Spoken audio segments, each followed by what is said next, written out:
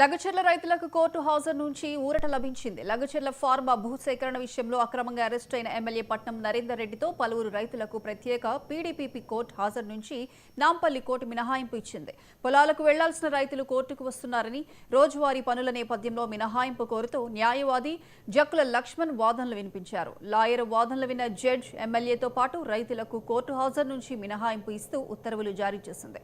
Court నుంచి సమన్లు వచ్చిన తర్వాతనే హాజరు కావాలని ఉత్తర్వుల్లో పేర్కొన్నారు.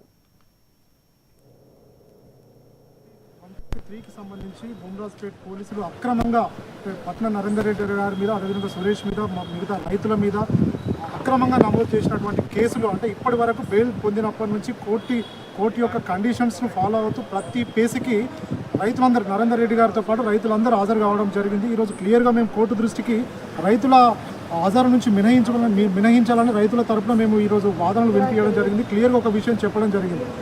కాంగ్రెస్ ప్రభుత్వం వచ్చినప్పటి నుంచి అక్రమంగా కేసు పెట్టడమే కాకుండా రైతులు పొలాలలో పనులు చేసుకున్నటువంటి రైతులు ఈ సీజన్ పొలాలలో పనులు చేసుకోవాల్సిన రైతులు కోట్ల చుట్టూ తిరుగుతున్న యువరాన మేము హాజరు నుంచి వాళ్ళకు మినహాయింపు కావాలి అని క్లియర్గా జడ్జి గారిని విన్నవించినప్పుడు, ఆర్గ్యుమెంట్ చేసినప్పుడు మా వాదనలు విన్న న్యాయమూర్తి, అంటే పీడీపీపీ స్పెషల్ కోర్టు న్యాయమూర్తి గారు రైతులందరికీ, నరేందర్ రెడ్డి గారితో పాటు రైతులందరికీ హాజరు నుంచి మినహాయింపు కల్పిస్తూ ఛార్జ్ షీట్ వేసిన తర్వాత, సమ్మన్స్ వచ్చిన తర్వాత కోర్టుకు రావాలని ఉత్తర్వులు ఇవ్వడం జరిగింది.